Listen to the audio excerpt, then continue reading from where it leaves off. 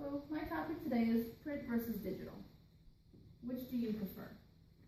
So how many of you read ebooks? Occasionally. And how many of you read print? All the time. Exactly.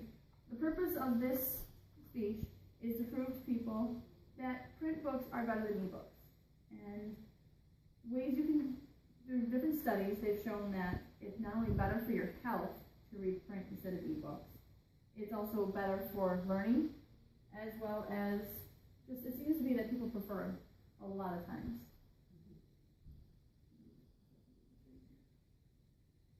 So, since studies have shown that they're detrimental to your health, the reason why is because the light emitting from the screen decreases your melatonin levels. It suppresses your body making melatonin. And most people don't realize that. Now, without the melatonin, you can't sleep at night. It also means you're not going to get a full amount of rest. It lowers the REM, your rapid eye movement, as well as when you wake up the next morning, you're groggy. It takes sometimes 3 times as long to wake up if you've been reading an ebook before bed instead of a print book. Really? I did not know that until I started doing this study. Now, in the same study that they learned all these facts, this was done by Harvard, which, so you know it's legit.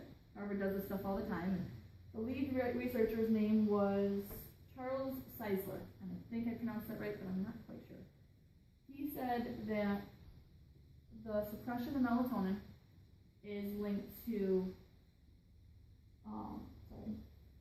because the secretion of the nocturnal light and all that is linked to breast cancer. It is an increased risk of breast cancer, colorectal cancer, as well as advanced prostate cancer. And that's something else I didn't know. When your body suppresses melatonin, your body's at higher risk to develop these things.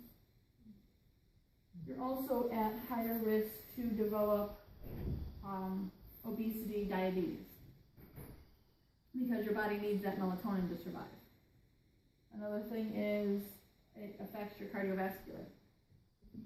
The suppression of melatonin can also increase your chance of a cardiovascular disease. And that's something else I didn't know. Most of this, I found out all this new information. It was quite scary, actually. Yeah. Because I read my screen at night sometimes because I use my laptop, and the fact that I'm reading on this and it can cause all these problems, it's like, okay, this goes off about an hour before bed, and now I just make sure I'm reading paper for an hour before bed. So not only are they better for your health, they're also better for learning. There's a picture of some college students. They're multitasking. They're supposed to be studying, but because they're on the screen, they're flipping to Facebook, they're flipping to check their email, they're chatting with their friends, plus then, of course, trying to study too.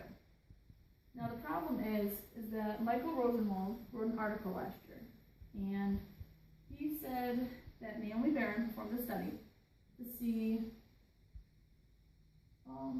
why the students prefer the print over the digital. And it was really weird because you think that with how tech everything is now, all these generations younger than me, the high schoolers and the college kids, they would prefer the digital. Turns out they don't. They prefer the print because they've learned that you skim more when you're reading on a screen.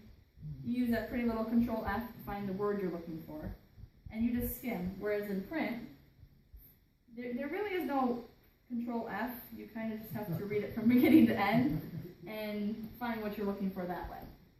Now, it's also that it affects your critical thinking. They discovered that, especially with kids, when you're reading, it's so much easier to get distracted. All those reading apps for the kids, they have all those bells and whistles. So it's